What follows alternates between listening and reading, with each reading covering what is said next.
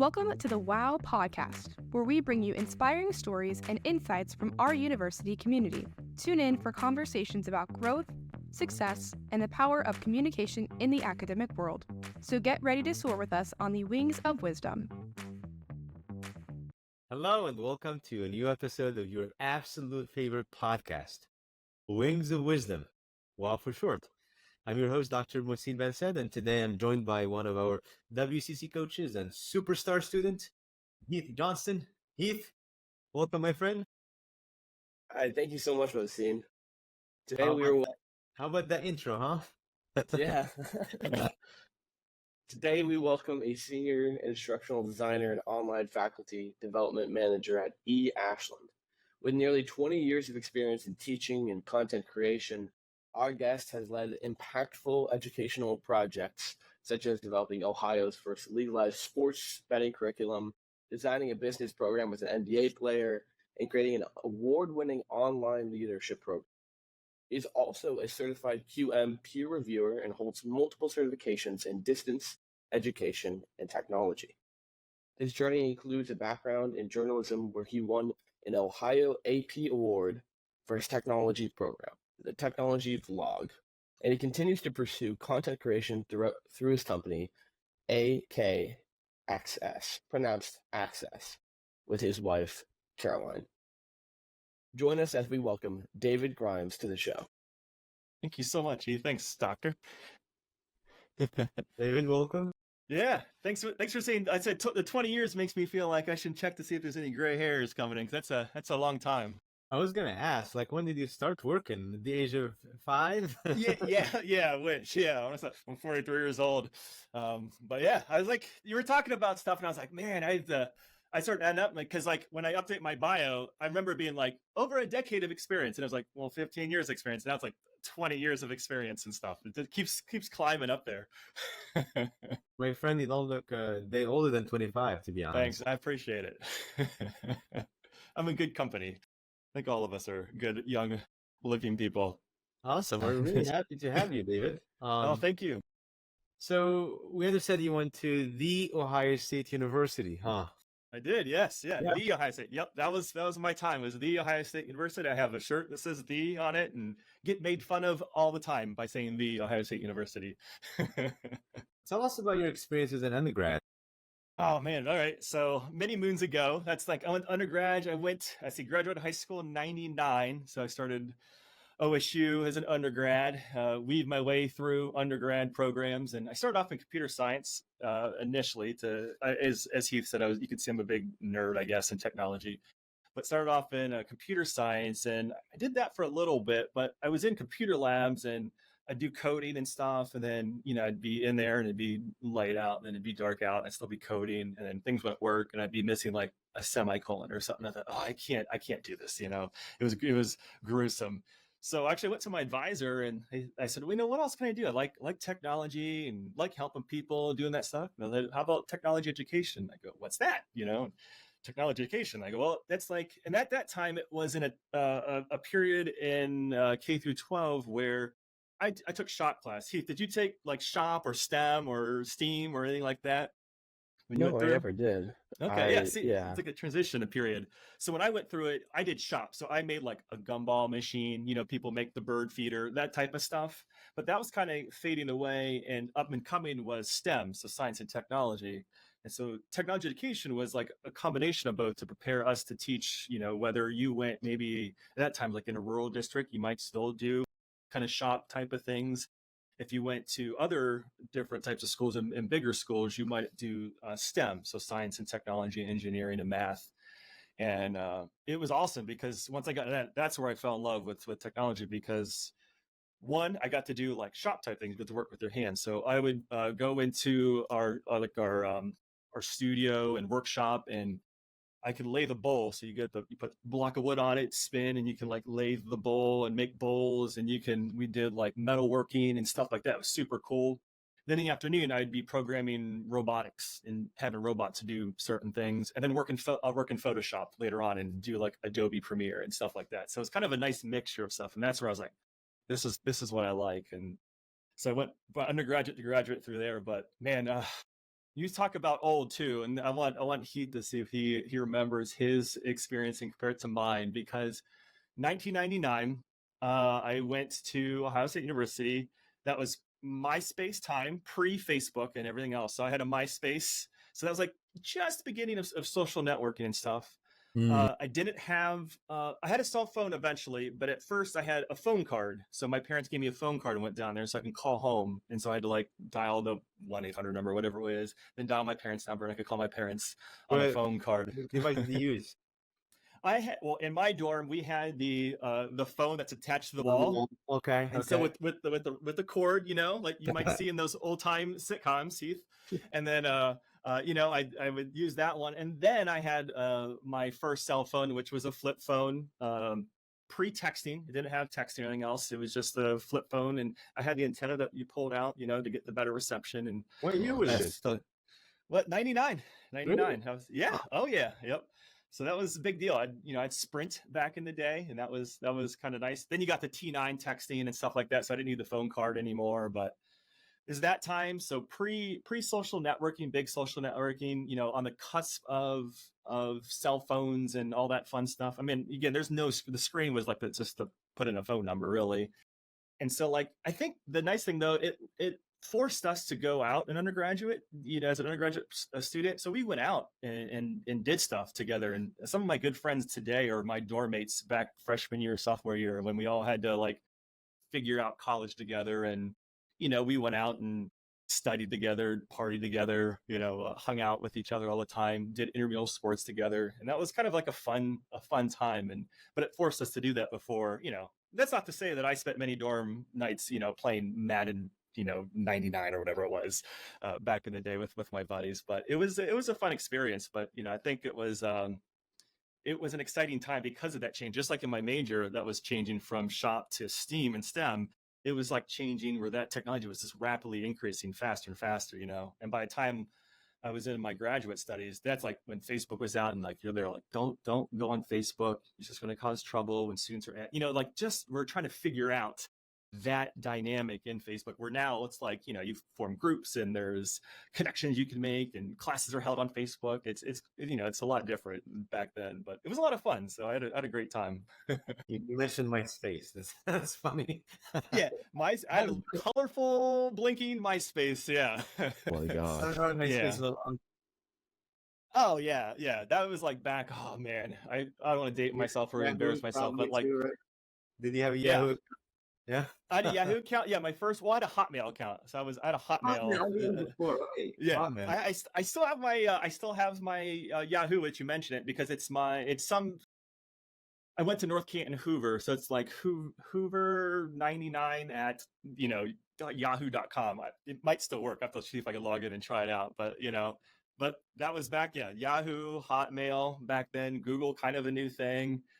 Gmail was out when I had to go and do, you get invite to it. So it was like beta testing. So right. You get an invite. It was hard to get those invites. You know, you would pay money to get invites, or you had to know somebody to get invites. And I Gmail got my offered like professor back in, yeah, as an undergrad back in 2005, I think. And I was so excited just to yeah, all of that space. Yeah.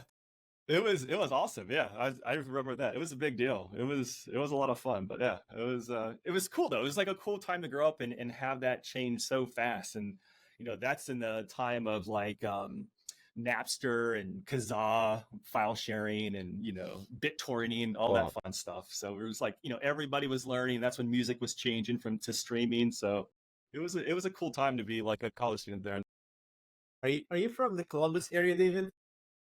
Originally grew up in Northeast Ohio, so I grew up in North Canton, Ohio, which is just the suburb of Canton, and then North Canton, Hoover, because the Hoover plant was in our town. So if you own a vacuum, it might, instead of being a Dyson, or maybe nowadays maybe it was a Hoover. And then I went to Columbus for Ohio State, and then stayed down there through my graduate program, and met my wife down there and stuff like that. And go back for games and stuff. So Columbus is my second home. Very nice. Very nice. Yep. Did you ever feel like, touching back on how technology was changing constantly, did you ever feel like you were losing touch with technology as well? with how fast it was progressing. Because I mean, now I feel like whether it's like social media or it's cultural references, I feel like even as a college student, I feel out of touch Mm. if I'm not on social media all the time. But how was your experience with staying in tune with what culture was portraying? Yeah, that's a good question.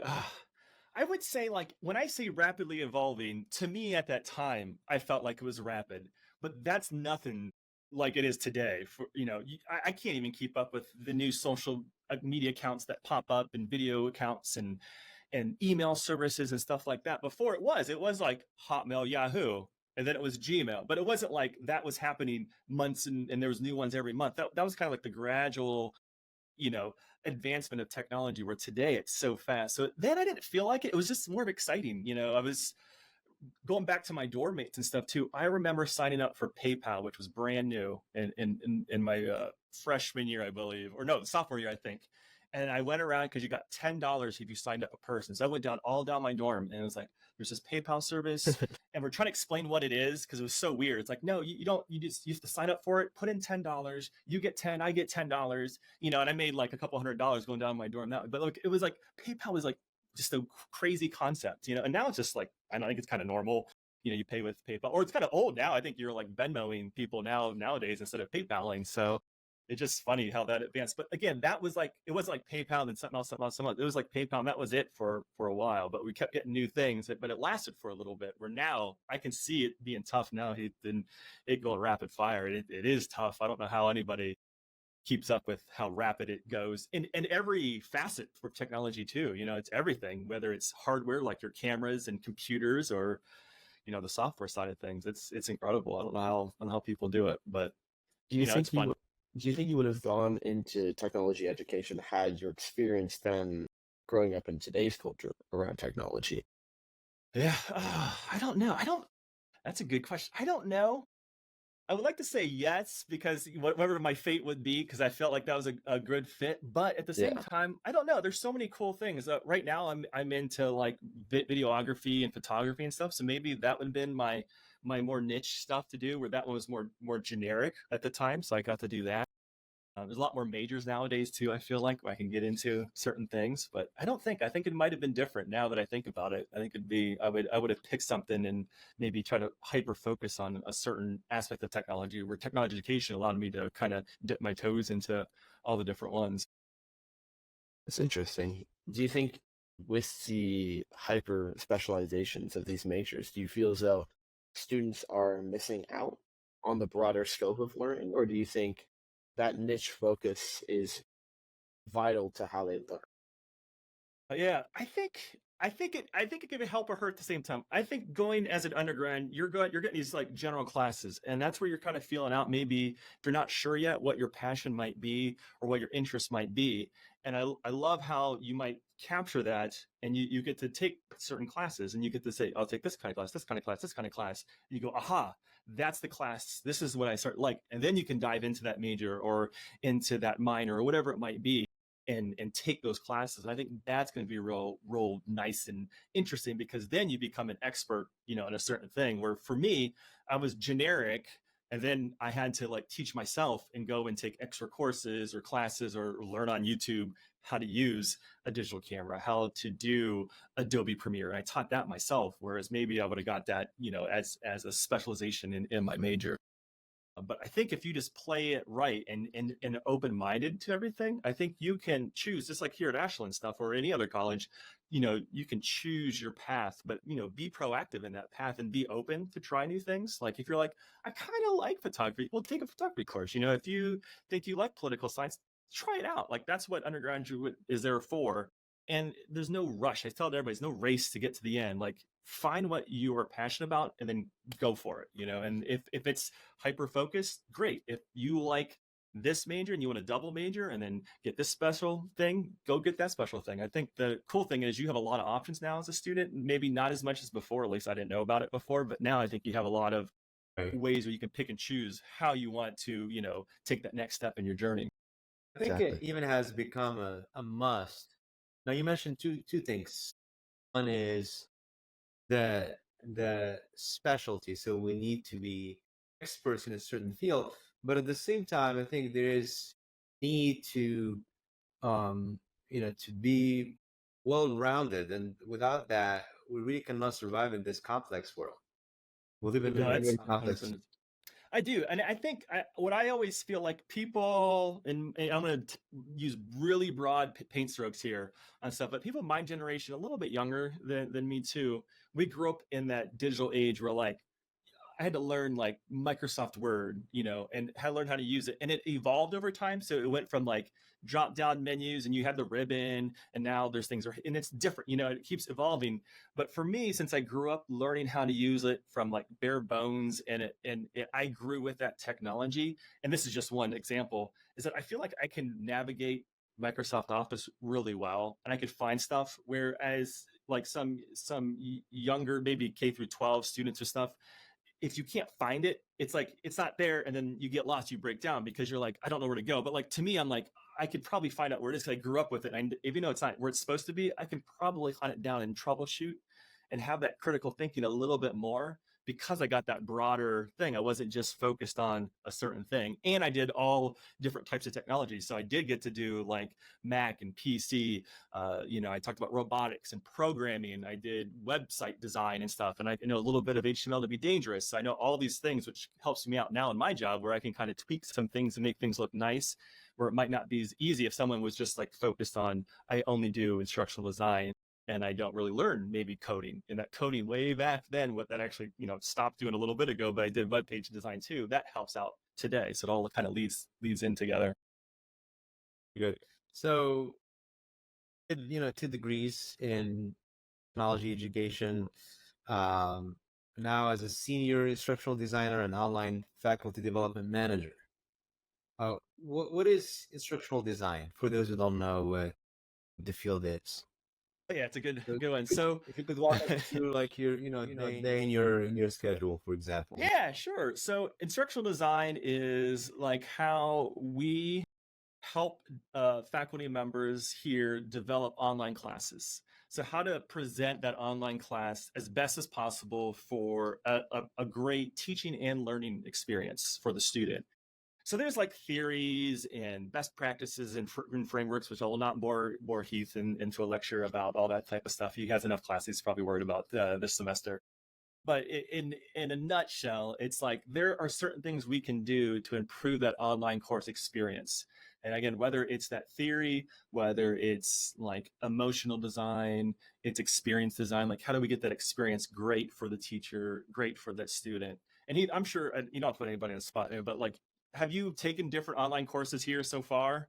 Have you noticed differences in how some are presented? Like they're not all cookie cutter, right? Yeah, I've noticed, having done Blackboard courses, whether it's Blackboard Ultra or Blackboard regular, there's different layouts, and it definitely enhances my experience or detracts from my experience depending on which one is used. Some are easier to find, some aren't, some are more appealing to look at, some aren't. Yeah, and that's what we kind of do. So we take it the one more step. So like Blackboard has their, they use the best practice too of how to lay things out, and that's why you see Ultra, as this is recorded today, kind of that new interface, and it should be simpler and cleaner to navigate.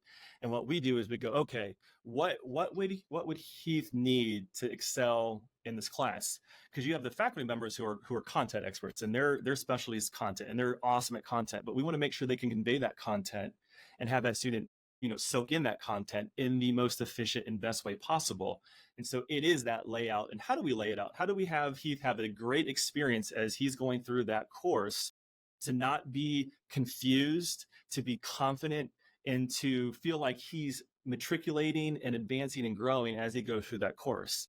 And so, we do everything through layout and design, just improving how things look. And so you might see the handiwork behind the scenes of some of the courses that maybe have like course objectives and module objectives, because that aligns everything. And so that student gets to the end, they go, okay, I'm supposed to do this by the end of module 1. Well, then he can go, can I do this at the end of module 1? And you have those modules that kind of check yourself, and those assessments that you're getting in there, those are assessing that. And so what we do is we go in and work hand in hand with those faculty members and go, okay, how can we make your course, how can we make it improve? So you can focus on the content, faculty member, and we'll focus on all the other stuff. And then we can make a great experience for that student.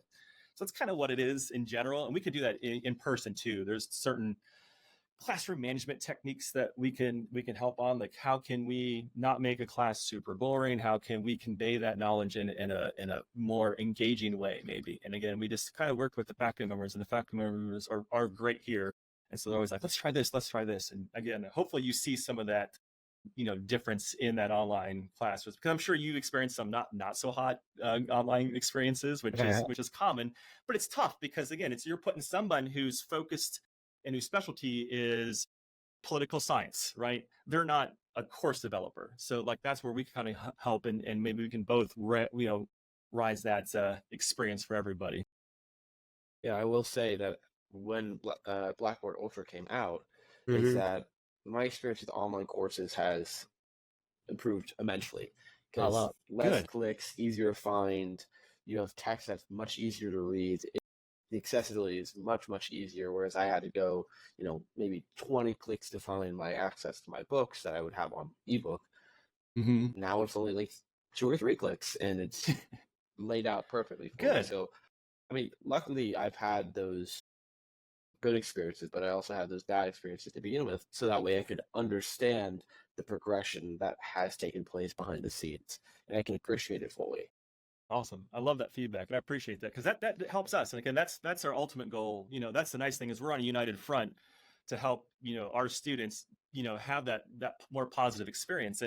And all that theory and stuff like that is in simple terms is like, how do we have Heath not click 15 times to reach something, and how can he learn that material as best as possible? If Heath is a visual person, how can we make that lecture video not just a voiceover PowerPoint anymore? Like, that's great, but how can we elevate that so when they come over here at site, we go, okay, can we record you like we're doing right now? Let's make a lecture video really nice. Can we put stuff like on screen, or can we overlay things to it? How can we increase that so he gets that that topic and he goes, aha, if you're more of a visual learner? Or do we put that into, how do we put that lecture into written form, and so that person who likes to read stuff, they can go, aha, I get it. Or someone uses both, and then they go, I'm kind of confused by the lecture. I read it and then I go, aha, and I get it that way. And so that's what we try to do. So I appreciate you sharing that, Heath, and hopefully you get better and better experiences. I have to talk to you offline and see which courses you had, and see if we touched any of those ones. Of course, yeah. I mean, it would be the same answer. Yeah. Okay. Good. We have David and his team to thank for all the Ultra classes and the appealing design in all of these classes. And I know you guys worked so hard over the summer to integrate Ultra, right? Mm-hmm.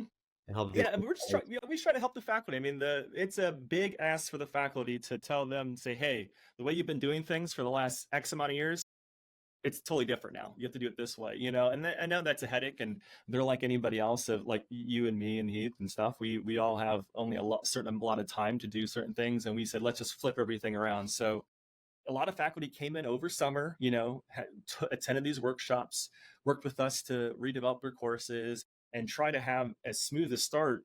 This is going to be fall semester when this is recording, but for fall and spring and so on in the future, to have that good experience, because it's a tough, you're turning a big, like Titanic-like ship. And we had to do it over the summer, but we could have done it without the faculty being, receptive to it and taking on that big challenge. So if you're having a couple hiccups here, we are definitely on it, and we're not doing things on purpose. We're on, everybody's on the same side, to make sure we can bring that awesome experience to the students. So it's fair to say you guys have a really small team, right? Yeah, it's just so I have myself. Let's see, Chuck Piscatello, Dr. Piscatello is the other senior instructional designer, and we have another instructional designer, Katie Major, and then our leader in charge here is Elise Riggle, and she kind of is the herder of cats, as we say, and kind of helps and finds the faculties who want help or need help, and we kind of combine us together to do these workshops or work one-on-one with them. So. I love it because I get to peek into everybody's, lecture. You've had great faculty on before, and you'll have some after this. And I've actually got to deep dive into the lectures and watch the lectures or record them doing their lectures and stuff like that. So it's kind of like I get to audit a lot of classes, and it's a lot of fun. I'm really amazed at how much you guys accomplish, with that small team. Not just that, but also at your willingness to help. So whenever I come over and say, "Hey, I need help with this or that," you're always welcoming, and Yeah, thank you. that's really amazing. Yeah, it's easy just because of the community we have here at Ashland, and I'm not trying to do a commercial or anything for Ashland, but it's and I'm not being corny, but it is totally true. Is when I worked as an academic dean at a career college before this stint here at Ashland, my campus president, his name was Scott Rogers, and he always said like, no one cares how much you know until they know how much you care. And I think here it's easy to fall into that caring bubble because we do so much because we care about the experience for our faculty, but at the end we care about Heath's experience, the students' experience they're in. We want them to go through, and we say, acts on an individual, and that holds true from the person on the front line teaching, Heath's class, all the way to the people working behind the scenes that he might not even know are helping behind the scenes. But all that caring is funneled through that, and makes it pretty easy to go through and go, I just want to make sure everybody has the best experience possible here at Ashland because it's a phenomenal place to grow and learn and call home. And probably touched on this, but whenever we have conversations and we talk about course design and online platforms, you always mention the word experience. Mm-hmm. Is that important in today's pandemic? Yeah, I see. I hold it very important in my book. So instructional design, there's different shades of it you can do. There's general instructional design, which we talked about, but then for me personally, and not that saying that no one else does it, but for me personally, I think the experience is big because I want that faculty member, I want that student to have a positive experience. It's not just like checking things off a list and making sure like this theory's met and that theory's met and this best practice is met. But it's like standing back and going, okay, what can I do to help Heath go through that course and have a positive experience to learn? Because if he's having a positive experience, he's more likely to learn more and stick with it, right? So if you go through, if you're having a car that's falling apart or an apartment that's kind of beat up and right, you don't want to be in it, right? You don't want to have that experience anymore. But if you have a really nice car, you have a really nice home, have a really nice online class, that's just a little extra to like learn more and you want to grow and stick with it. And I think that's just such a huge thing because that often is left out. And that just comes from working on the private sector side of things too, where sometimes it's just a checkbox because compliance needs this type of course or needs this type of thing in a course. And then when you come to, this side of the fence, I think it's everything. It can make or break a student's experience and have them have a positive or negative experience towards that instructor, towards that topic we talked about, before. If Heath is really interested in a certain topic, but he takes 3 crappy online courses, what is that going to do to him? He might deter, and I don't want to be responsible or part of the problem where he doesn't go for his passion because he had such a poor experience. So I think experience is huge no matter what, even in general. That's why Ashland, I think, is so great because you have that experience. I think from the moment you walk in and you talk to Catherine Williams and her team and student success, and you go through all these classes, all the faculty members who do care. And then at the other end, you get Zachary at the very end in the Center for Career for Life Calling and doing the career management and stuff like that. That whole experience, it's an experience. You have an experience at Ashland. That's what you're going to remember. And that's what's going to, I think, maybe push you or lift you up in a certain way, whether it's just for that class or it's for your whole college experience, a work experience in the band, or whatever it might be. It's an experience that's going to be I think the make or break for things. Yeah, to kind of touch a little bit more on that point is that when I was in high school, I took some CCP classes so I grew up in Dallas. So I took some CCP classes in my college district, and I took an online Spanish course. And I was really excited to learn a different language. My dad's a language professor, so I was like, oh, this is gonna be awesome. That online course was the most grueling, unfun experience that I've ever had when I came to a course. And then I kind of gave up on language, and I was like, I can't do this. I don't want to do this anymore. Maybe it's just not for me. Now I come over to Ashland, and then I experience a whole different way of learning languages, and I fall in love with it again.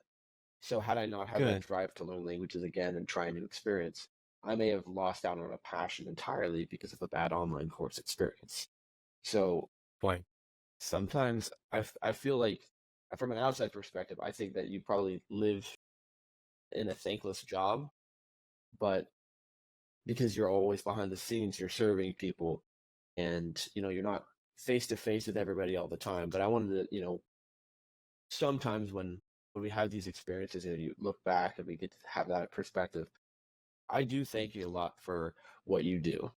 Thanks. Yeah. But in addition to that, how does it, from a background, how do you stay motivated, especially if you're not getting the satisfaction from thank you or that social gratification?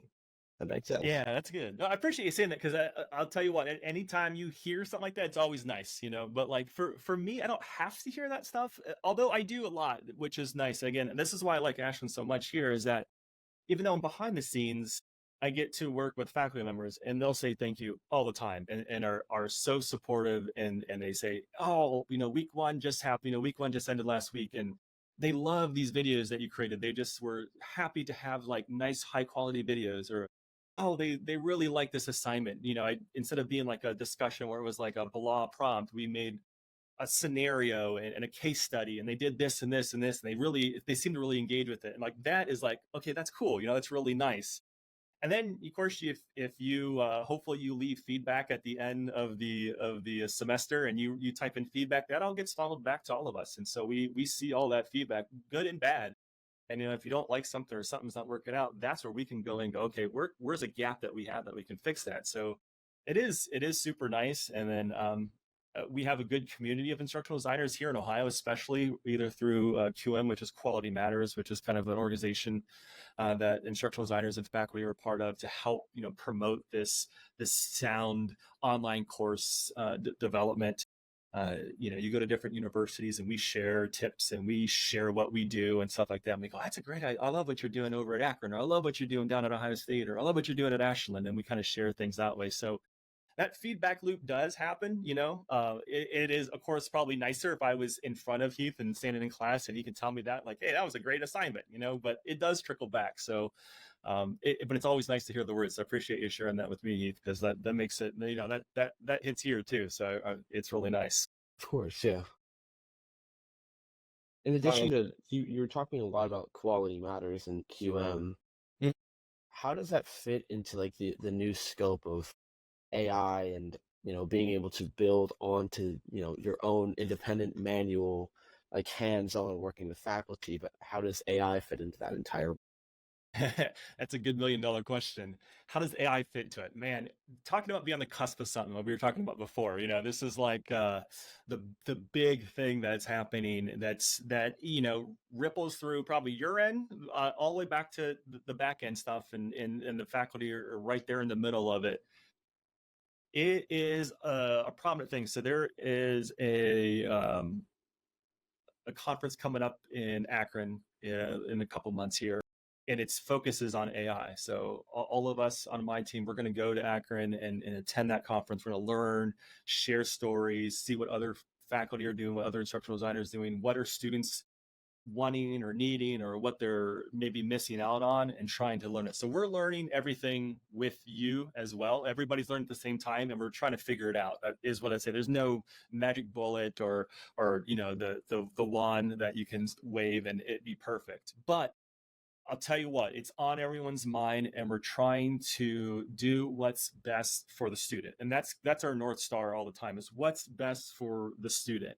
And whether it's AI or online or not online or face-to-face or hybrid or whatever it is, it's what's best for the student. And so when we look at AI, we go, okay, we at Ashland, we pride ourselves in excellent individual, but also like to, we don't tell you what to think, but how to think is another motto that we have. And we don't want to lose that, because it's easy to throw in something to AI and lose that power to think for yourself.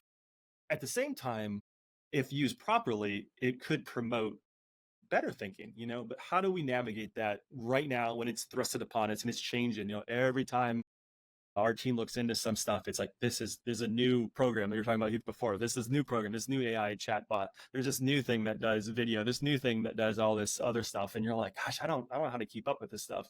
But we go, what's best for the student? So you might see your professors, and you tell me, T, what you've seen on your end is that some will say, you know what, let's go to paper and pencil tests because you need to write. You need to know how to write and you have to think about it. And I don't want to shortchange anybody in class. And you're probably, I'm sure, the A+ student that wouldn't do it anyways. But there's going to be some students that might use that shortcut and they're going to lose on that, how to think. And so some person might say, you know what, we're going to do pen and paper and do it that way. Some might go, you know what, I think it's important to use the technology and let's use actually, ChatGPT as a peer reviewer, and we're going to review that peer reviewer, or we're going to have it generate some stuff, and we're going to figure out like what is good and what's bad. And so you'll see different instructors and professors, integrate AI, and you're going to have some that won't think 2 seconds about it and let it go, and then it's up to you as the student to think, how is this helping me? And of course, there's a short term. How's this helping me today? Yeah, I can get this paper done. It's due tonight. I need to get this done. I'll throw it through AI. But hopefully they think about the bigger thing is how's this going to help me in my career? Because I always tell people when I taught stuff, like no one's here because, David Grimes is the teacher. Like they don't care. They want to get that. They want to earn that degree and earn that, opportunity to get a job and a career.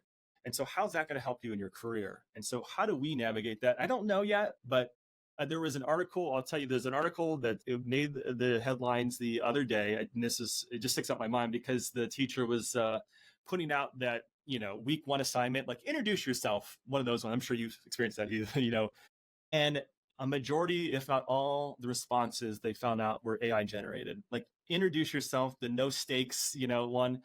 And you go, why did they do that? What was it? Because, it was, they don't know, like, because they don't know they can or cannot do it. Is it because they didn't know the why behind it? Is it busy work? There was a whole Reddit thread too that it was like, thousands of comments and like, they think it's busy work. So they're not going to put in the effort into something that they think is busy work. And so, for our end, is it up to us to maybe explain the why behind the assignment more so? So when Heath goes through it, he goes, I'm gonna do this in AI, but then we go, no, this is important because, and we link it to that skill or that opportunity in his career, in your job. And you go, hopefully you go, well, I should probably learn how to do this myself. I should probably think for myself on this one. Is it that? I don't know, but it's tough. I said, everybody's navigating it. What about you, Heath? I'm hearing what do you think about it? Have you used it before? And, have you dabbled in it at least or taken a look at it? Yeah, so I remember when it first came out, ChatGPT. I was having lunch with a couple faculty and some professors, and we were talking about it, and they immediately weren't sure what to do. And I remember hearing from someone that the same way when GPSs came out, right? When we used maps, where you had that directional skill, you understood where you were going, and you take that into a microcosm, and now everybody without a GPS. I mean, everybody in a large general scope, they lose that directional skill, and you don't know where you're going. You need that GPS, reliant on it. And it just, if you broaden that to the learning aspect, you're going to not know how to learn. You're not going to know how to pick up your information. And, I've used AI to find out certain things when I'm doing my own independent writing and work, just so I can prompt myself on some things, kind of like a reminder of like, oh, this is something I could do. But no, I think you lose out on so much of your individuality when you go into AI. There's so many variety of ways that you can go into AI, but when you lose that individuality, you lose that ability to learn, you lose that drive to learn, because you're like, I can just find it online. I can just find it through ChatGPT or through any sort of AI. So I think it is probably, in my perspective as a student, I feel like it's the most dangerous thing happen to education, because it gives people the convenience to not care about education at all.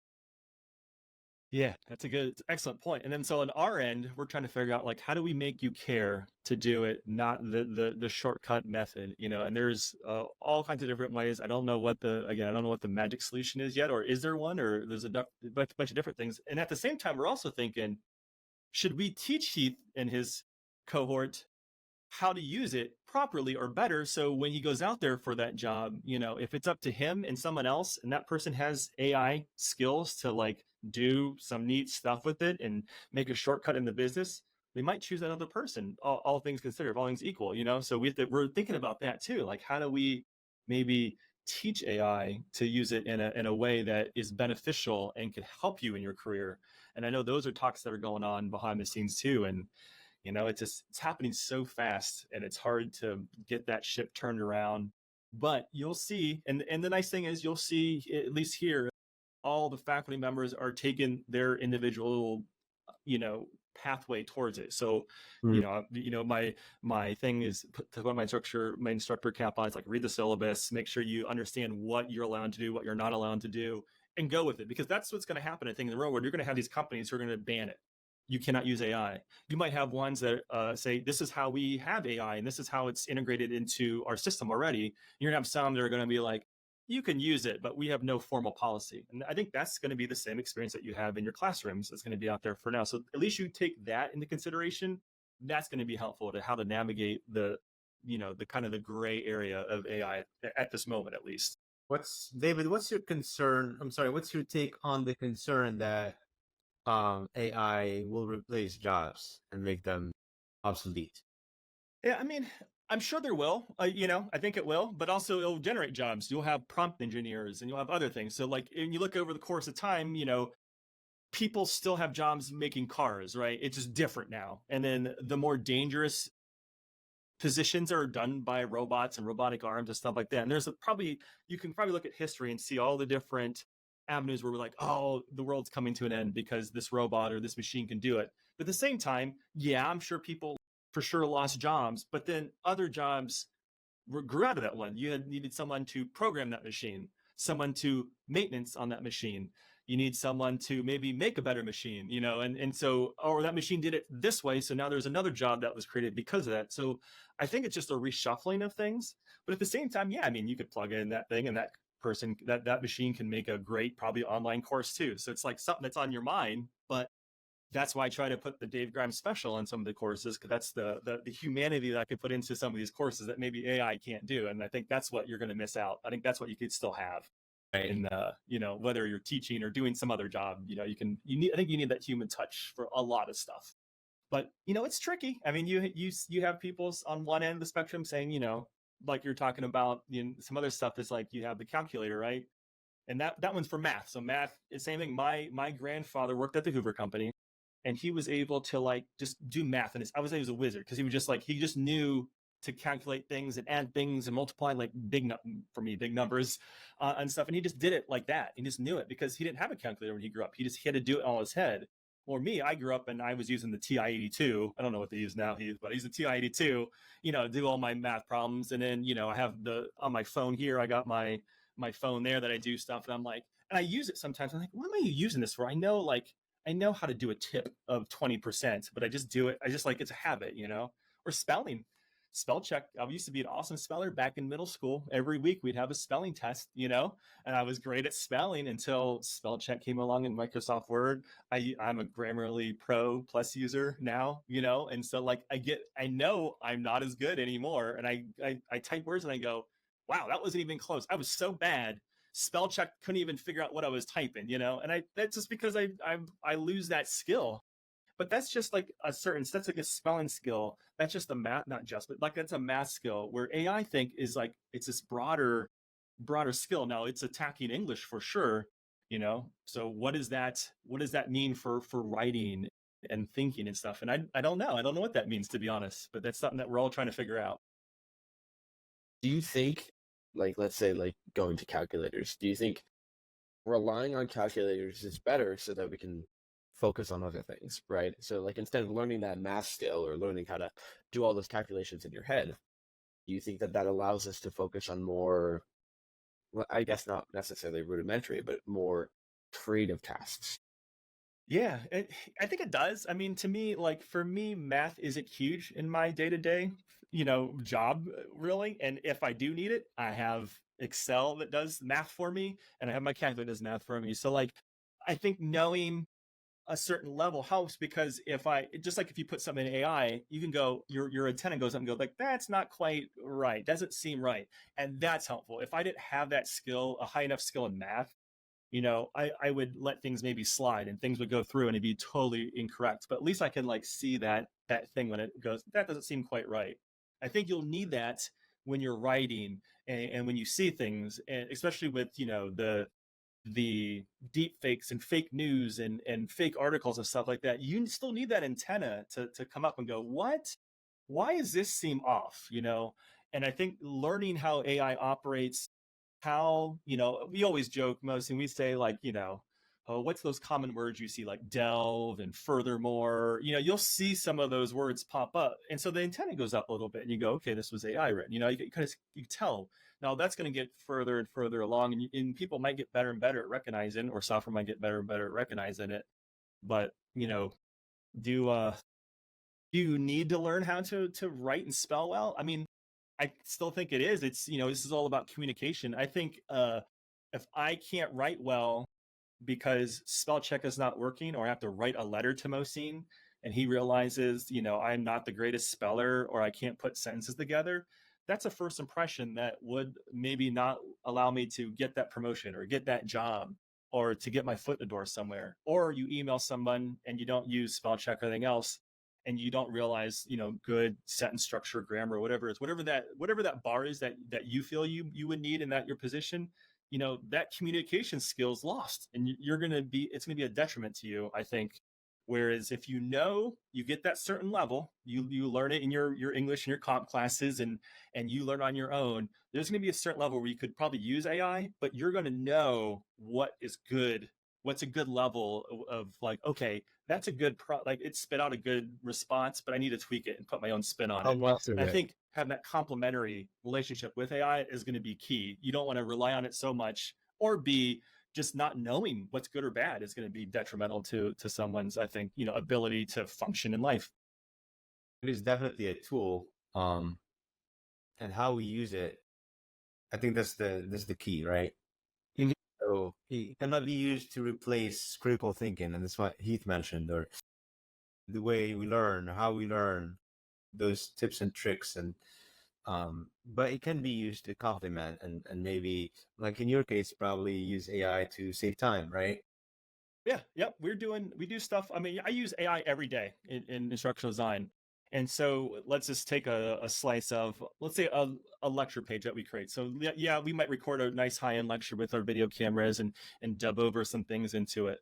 But when we put it in Heath's class, for example, we put in this class, I can have AI take the transcripts that are, and rewrite that lecture into like basically a blog article automatically. And that takes 2 seconds, right? So I could create that for that experience. We're talking about experience. So that student now has the lecture video, they have transcripts, and they have a description of it. And also I can tell AI to create like an introductory paragraph. So now Heath goes to a lecture page, instead of just being, I'm sure you've opened this where you click on a lecture and it just opens up and it's just a lecture, right? Okay, experience. The better experience is Keith clicks the lecture video, it opens up a page, there's an introductory that says, this video by your professor does this, this, and this is important because of this. So we get the why in there too. There's a lecture video, and underneath is kind of like a blow-by-blow kind of narrative of, it's not the transcript, but it's like a narrative, like a blog article of it. Now I can do that in a matter of minutes, send it to the faculty member, and then, so like Mohsin, I'll give it to you, and then you go in, because it's just AI and I'm not the content expert, you go in, you go, that's right, that's incorrect, let's reword it this, I would say it this way. But you're not starting from scratch, because again, what would you do, Mohsin? I was helping you a little bit develop one of the course to get it started, right? I would say, hey, Mohsin, I need you to record a lecture with me, and then I need you to write an introductory paragraph on that page. And then while you're at it, can you write like a nice 800-word article underneath to kind of describe what that, if you'd be like, you would say something that we couldn't put on this podcast, David, is what you would say. And that wouldn't happen. And so not only, but it's because you don't have time, and you can't squeeze that in there, and it's crazy. But now I have that time to like crunch that down with AI. Right. I'll do it for you, Mohsin. And now all you need to do is eye it up and change it up. So when you see those, Heath, in that class, you see an introductory paragraph, a video, and you see some blog underneath, that's the old Dave Grimes, Chuck, and Katie touch that went through it, because it's nice. And so we use it that way, and we have an AI to kind of cut that time down. But again, we're putting that humanity back into it. We put that professor back into it and go, okay, put it in your own words now. And it's a lot easier to have something written for you and you can tweak a little bit than it is to, just to do it from scratch, and I can, with AI, I can program an AI bot to be, if I can put in your lecture videos, Mohsin, I can make it sound like you more and more. So you would do less editing. So if you work with me, I can feed some stuff. So we have some nice bots that I have, on the computer behind me that we can help you out. And again, helping that student have that better experience. Because what would Heath rather have, I think? Would he rather have a video that's just like, I don't even know if it won't even say watch. It'll just say some random title and he clicks on it and he has no idea what to expect, how this relates, what is this about? Do I need to watch this video for the test? And like, so now he's frustrated, but now he has all that stuff in there, and that took no more than 5 extra minutes of time, really, So why would I not use it in that instance? So yeah, hey, I think the key again, like it has to be used as a medium, but to be used as a tool or as an aid, as you mentioned, we'll have to still hold on to our thoughts and humanity, right? Yes. So there are a lot of considerations, like ethical considerations. AI can perform tasks and make decisions based on data, but it does lack moral and ethical judgment, right? Yeah. Yeah.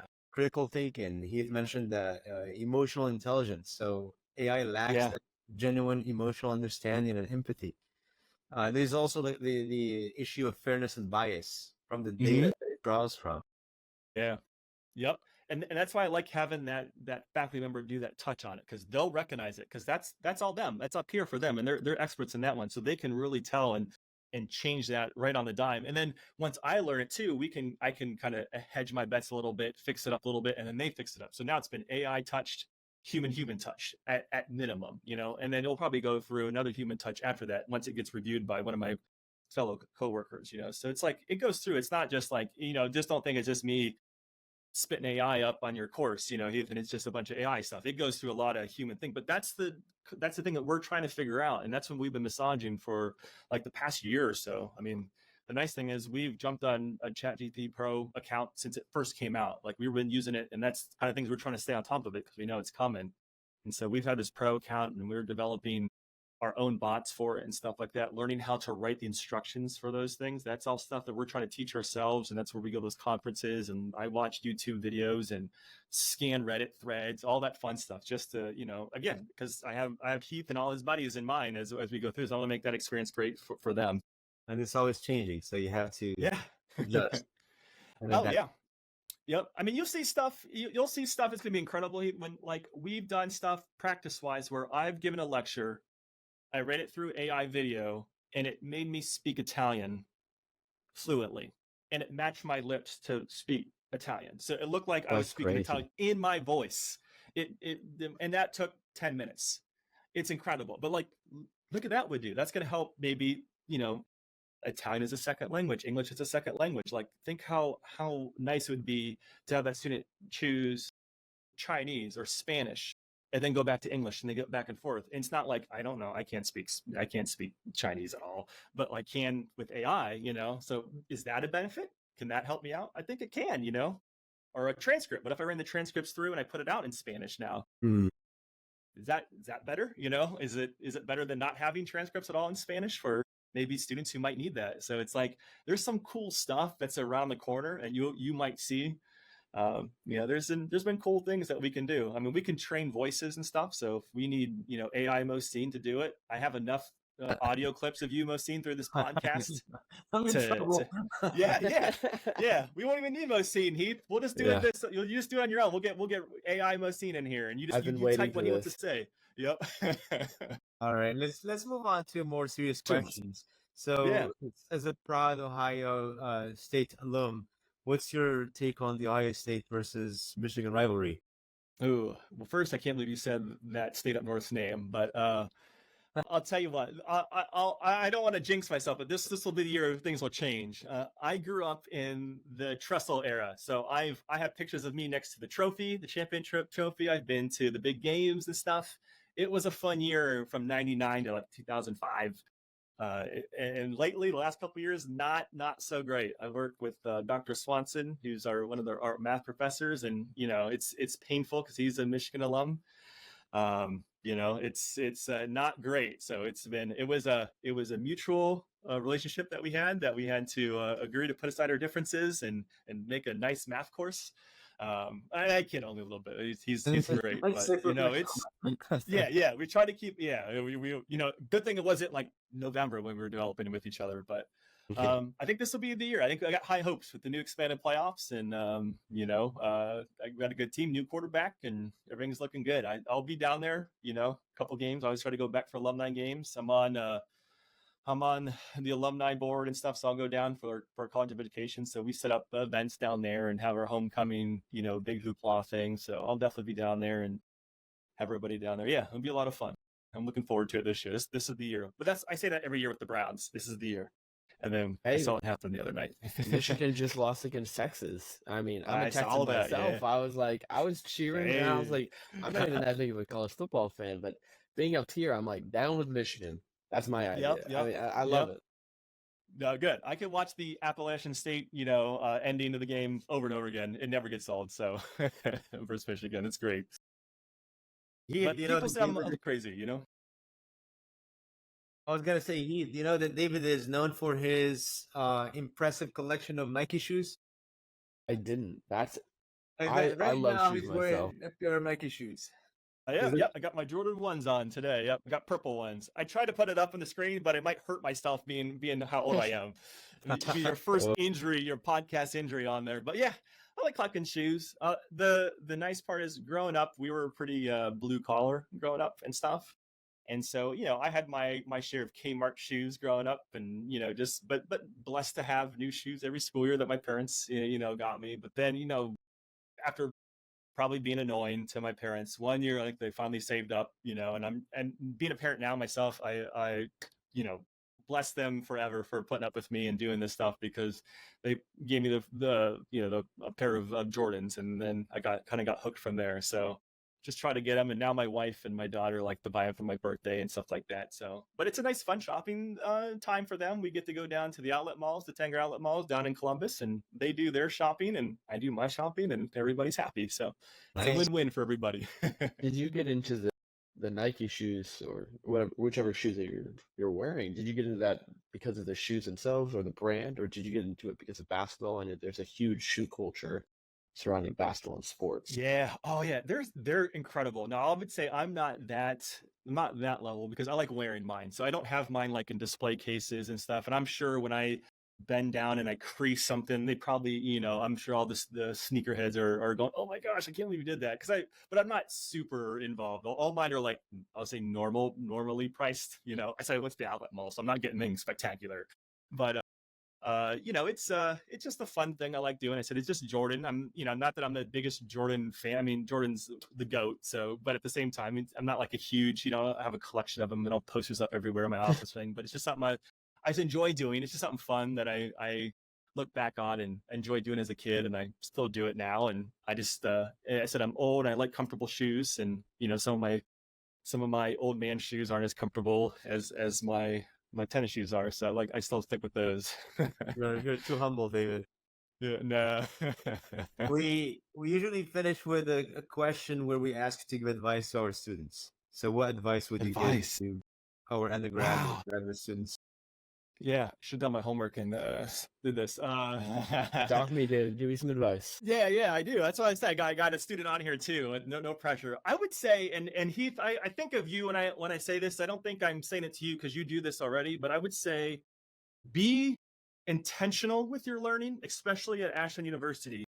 I mentioned before, we do the accent on the individual here. And I would say, take advantage of that, because that's going to be your unfair advantage going out into your career or into your job.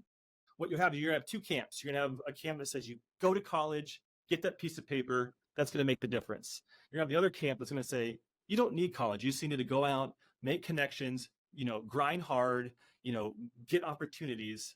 And that's what you need.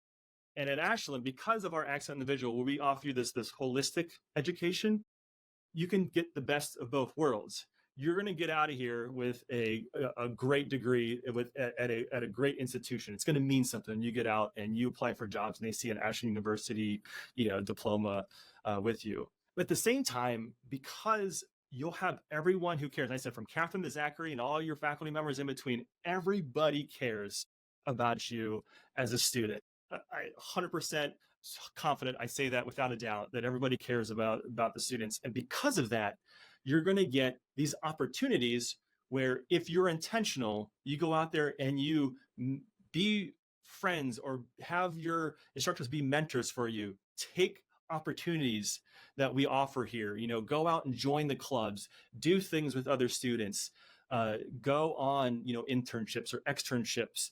And, if you take advantage of everything that we offer you, and you just don't let life, don't sit back and let it, pass you by and hope something comes to you. If you go out and be hungry and be intentional and go out and get it, there's so much that you can get here at Ashland, and you're going to get the best of both worlds here. You're going to get that piece of paper. You're going to get these opportunities if you make those opportunities. And that's from anybody who's brand new, who's a freshman who just started, a couple of days ago, to Heath and people on the cusp of graduating here in the next couple of weeks.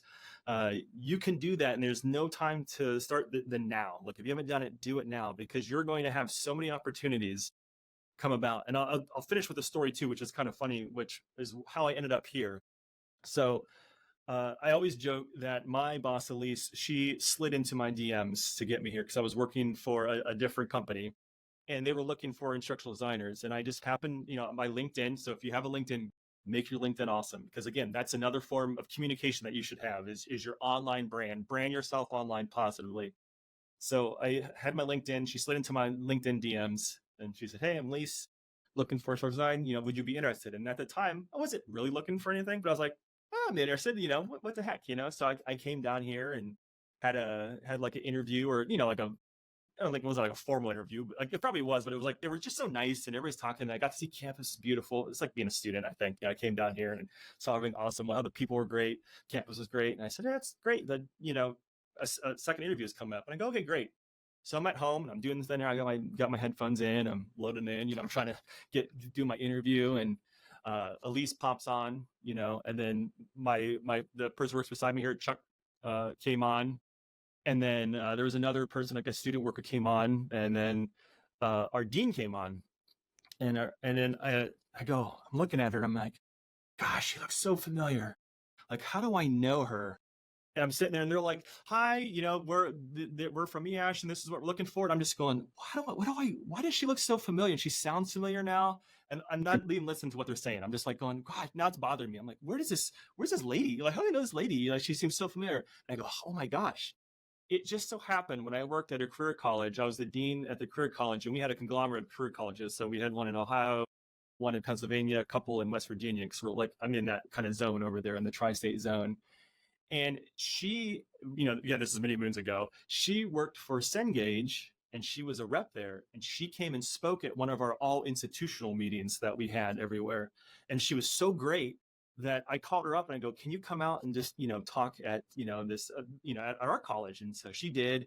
And so that was Dr. Sean Orr who came out. And so it just happened, and I was like, "Dr. or Sean, did you work at Cengage?" She's like, "Oh my God." And she's like, "I remember it." And like, we just hit it up. But like, if it wasn't for that, relationship, that communication, who knows? But like, I think that was like a good ticket in because of that networking I had. And when I reached out and just being nice and being supportive, and, who knew 10, 15 years down the line that our paths would cross again. And here we are. But that's being intentional. I think, being intentional, you never know who you're going to meet, or how that professor, who that person's going to know, or that opportunity they might have. Or, I was talking to the Dan Fox, and he was talking about all the people he knows who work in Ashland, around Ashland, who work at these companies. If you get in with him, you're getting your foot in the door on these ways. And then if you combine that with the skills and stuff that you are eager to learn, and you can show off with, being a cool dude, that you're going to like, that's going to be a perfect mixture of getting you into places. So I would say, don't sit back.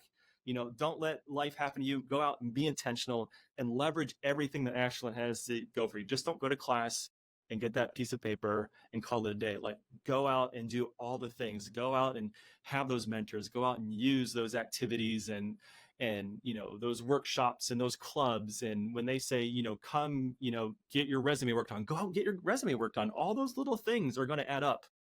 And that's going to be the difference. So I'd say just be intentional and leverage what we have here at Ashland. So it's going to give you the best of everything and that you have that you're not going to get at every single university. So it's very, I consider myself very lucky to be here. Hopefully, you guys do too, but it truly is, because there is something at this small university that you're going to get where everybody knows your name, and we're going to put in a good word for you as long as you go out and be proactive and be intentional with your learning. Thank you, David. Thank you so much for sharing your insights and experiences with us today. And sure, it has been fantastic learning about your role in shaping educational content and your passion for teaching and your amazing words of wisdom. Thank you, Heath. Very thoughtful questions.